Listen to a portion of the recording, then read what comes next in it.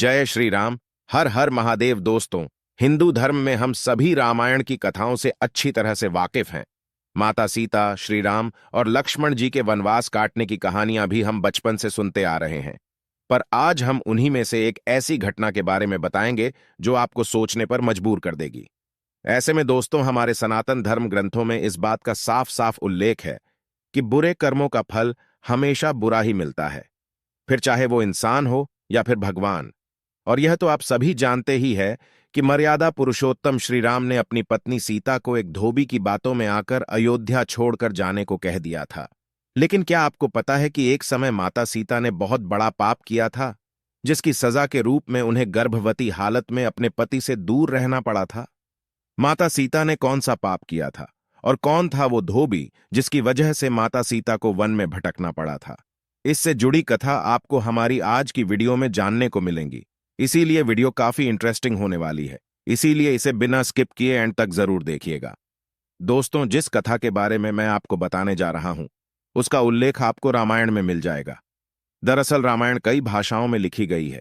ऐसे में अलग अलग रामायण में कई तरह की दंत कथाएं मिलती हैं, और ऐसी ही एक दंत कथा माता सीता से जुड़ी हुई है, जिसके मुताबिक त्रेता युग में मिथिला नगरी में जनक नाम के राजवंश का राज हुआ करता था। जनक राजवंश के एक ही राजा थे, जो एक बार यज्ञ के लिए जमीन जोत रहे थे। उसी समय जमीन में उन्हें एक छोटी सी कन्या मिली। कन्या के सुंदर नयन नक्शे को देखकर राजा बहुत खुश हुए, इसलिए उन्होंने उस कन्या को अपनी पुत्री के रूप में गोद ले लिया, और यही कन्या सीता के नाम से जानी गई। जब सीता थोड़ी बड़ी हुई तो एक दिन अपनी सहेलियों के साथ अपने महल के बगीचे में घूम रही थी। तभी अचानक उनकी नजर एक तोते के जोड़े पर पड़ी, जो देखने में बहुत ही ज्यादा खूबसूरत थे। तोते का जोड़ा एक पेड़ पर बैठकर सीता जी के बारे में ही बातें कर रहा था। उनके मुख से अपने भविष्य की चर्चा सुनकर सीता जी को बड़ा आश्चर्य हुआ। कहते हैं कि उनमें से मादा तोता बोल रही थी कि पृथ्वी पर श्रीराम नाम से विख्यात एक बड़े सुंदर राजा होंगे और उनकी महारानी का नाम जानकी होगा। श्री राम देवी जानकी के साथ कई वर्षों तक राज करेंगे। धन्य है वो जानकी देवी और धन्य है वो प्रजा जिन्हें प्रभु श्री राम जैसे राजा मिलेंगे। एक साधारण तोते के मुख से अपने भावी पति का नाम सुनकर माता सीता अचंभित हो गई। उन्हें अपने बारे में और जानने की इच्छा जागृत हुई। इसीलिए माता सीता ने अपने महल के पहरेदारों को बोलकर दोनों पक्षियों को पकड़ लिया और फिर दोनों को पुचकारते हुए पूछा, तुम दोनों पक्षियों को भविष्य के बारे में इतना ज्ञान कहां से प्राप्त हुआ? तब पक्षियों ने बताया कि इससे पहले हम ऋषि वाल्मीकि के आश्रम में रहते थे, जहां रोज राम और सीता के जीवन के बारे में बताया जाता है। इसीलिए हमें उन दोनों के बारे में हर चीज कंठस्थ याद हो गई है। सीता जी ने जब ये सुना तो उन्होंने सोचा कि दोनों पक्षी तो बहुत ही दिव्य है, क्यों ना मैं इन्हें बहला फुसलाकर अपने जीवन से जुड़ी सारी बातें पूछ लूं। यही सोचकर माता सीता दोनों पक्षों से कहती हैं कि तुम दोनों बहुत सुंदर हो। देखो, तुम दोनों को डरने की जरूरत नहीं है। मैं तुम्हें कोई नुकसान नहीं पहुंचाऊंगी। तुम बस मुझे ये बताओ कि राम कौन है और उनका विवाह जानकी से कैसे होगा। तब दोनों पक्षी बताते हैं कि महर्षि वाल्मीकि रामायण नामक एक ग्रंथ लिख रहे हैं, जिसमें उन्होंने बताया है कि महर्षि वशिष्ठ के द्वारा किए गए पुत्रेष्ठ यज्ञ से खुश होकर भगवान विष्णु मानव शरीर धारण करके उनकी ज्येष्ठ पुत्र के रूप में जन्म लेंगे, जो कि प्रभु श्री राम होंगे। बड़े होने पर श्री राम महर्षि विश्वामित्र और अपने छोटे भाई लक्ष्मण के साथ हाथ में धनुष लिए मिथिला आएंगे और वहां शिवजी के धनुष को तोड़कर जानकी से विवाह करेंगे। इतना सुनने के बाद माता सीता उन दोनों पक्षियों को बताती है कि जिस जानकी की तुम लोग बात कर रहे हो, वो मैं ही हूं। मैं सीता भी हूं और मैं जानकी भी हूं। इसलिए तुम बताओ कि मेरे प्रभु श्री राम कैसे दिखते हैं। इस पर नर तोता माता सीता को बताता है, श्री रामचंद्र का मुख कमल के समान सुंदर है। उनके नेत्र बड़े और खिले हुए हैं। उनकी नाक ऊंची और भुजाएं घुटनों तक जाती है। उनका गला शंख के समान है और उनकी सुंदरता का क्या वर्णन करूं। उनके गुणों का बखान तो 100 मुख वाला भी नहीं कर सकता। दोनों पक्षी आगे एक साथ कहते हैं, माता जानकी, आप धन्य हैं जो आपको रघुनाथ जी की पत्नी बनने का सौभाग्य मिला है। आपकी जोड़ी तीनों लोगों में सबसे अद्भुत होगी। इतना सुनकर देवी सीता उनसे पुनः एक सवाल पूछती है और वह तोते का जोड़ा उनके सवालों का जवाब देता है। और इस तरह से देवी सीता जी सवाल पूछती जाती है और तोते का जोड़ा जवाब देता रहा। लेकिन एक समय के बाद दोनों तोतों की बात सुनकर सीता जी के मन में लालच आ गया। इसीलिए वह दोनों पक्षियों से कहती हैं कि जब तक मेरा विवाह नहीं हो जाता, तुम दोनों मेरे साथ राजमहल में रहोगे। इस पर नर तोता माता सीता से कहता है, मेरी पत्नी गर्भवती है, इसलिए आप मेरी पत्नी को जाने दीजिए। लेकिन माता सीता ने नर तोते की एक भी ना सुनी। इस पर मादा तोते ने माता सीता से गिड़गिड़ाते हुए कहा, मैं गर्भवती हूं, आप मुझ पर तरस खाएं, मुझे जाने दे। मैं अपने स्थान पर जाकर बच्चे पैदा करूंगी और आप चाहेंगे तो उसके बाद मैं फिर से यहां आ जाऊंगी। लेकिन देवी सीता अभी भी मादा तोते को छोड़ने के लिए तैयार न थी।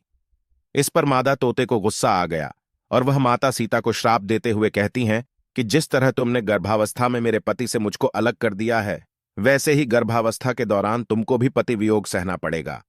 इतना कहकर मादा तोता वहीं अपने प्राण त्याग देती है। मादा तोता के प्राण त्यागने के बाद नर तोता भी अपनी पत्नी के वियोग में प्राण त्याग देता है। लेकिन प्राण त्यागने से पहले माता सीता से कहता है कि तुमने जो कर्म किया है उसकी सजा मिलकर रहेंगी, और तुम्हें सजा दिलाने के लिए मैं मनुष्य से भरी श्रीराम की नगरी अयोध्या में इंसान के रूप में जन्म लूंगा, और मेरे ही कारण तुम्हें पति के वियोग का दुख उठाना पड़ेगा। कहा जाता है कि तोते की बात सुनकर माता सीता को बहुत दुख हुआ, लेकिन तब तक बहुत देर हो चुकी थी और माता सीता चाहकर भी कुछ नहीं कर सकती थी। बताया जाता है कि अगले जन्म में यह तोता वही धोबी था जिसने माता सीता के चरित्र पर उंगली उठाई थी, जिसके बाद प्रभु श्री राम ने सीता को गर्भावस्था के दौरान त्याग दिया था। तब माता सीता वन में भटकते हुए महर्षि वाल्मीकि के आश्रम में पहुंची और वहीं पर उन्होंने लवकुश को जन्म दिया।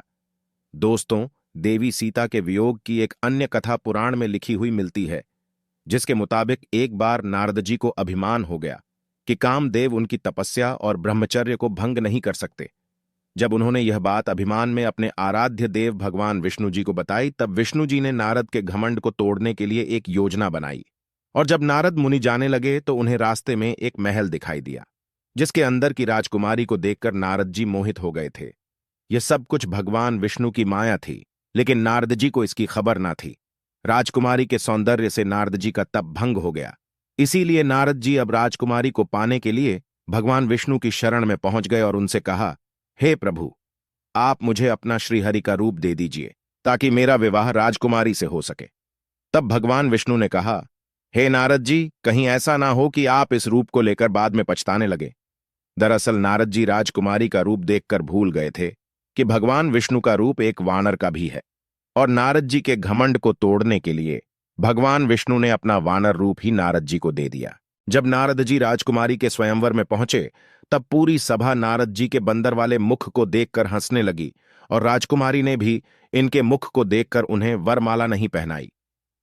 कहा जाता है कि उसी समय भगवान विष्णु उस सभा में पधारे जिन्हें देखकर राजकुमारी ने उनको माला पहना दी। ये सब कुछ देखकर नारद जी अचंभित हो उठे। उन्हें समझ नहीं आ रहा था कि क्यों सब लोग उन्हें देखकर हंस रहे हैं। तभी नारद जी को महल के पात्र में पानी दिखाई दिया, जिसमें उन्होंने अपना मुख देखा। पानी में अपना बानर वाला मुख देखकर नारद जी क्रोधित हो गए और क्रोध में उन्होंने भगवान विष्णु को श्राप दे दिया कि जिस तरह आज मैं स्त्री के लिए तड़पा हूं, आप भी पृथ्वी पर जन्म लेकर स्त्री वियोग का सामना करेंगे। नारद जी के मुख से कठोर शब्दों को सुनकर भगवान विष्णु ने अपनी माया का प्रभाव समाप्त कर दिया। इसके बाद दोस्तों, नारद जी को अपनी गलती का एहसास हुआ और उन्होंने क्षमा मांगी, और कहा जाता है कि नारद जी के श्राप की वजह से भगवान विष्णु को अपने राम अवतार में माता सीता के वियोग का सामना करना पड़ा। तो दोस्तों, अब आप हमें बताइए कि आपको क्या लगता है, किसके श्राप की वजह से माता सीता को प्रभु श्री राम से दूर रहना पड़ा? अपना जवाब हमें कमेंट करके बताएं और ऐसी वीडियो देखने के लिए इस चैनल को सब्सक्राइब करें।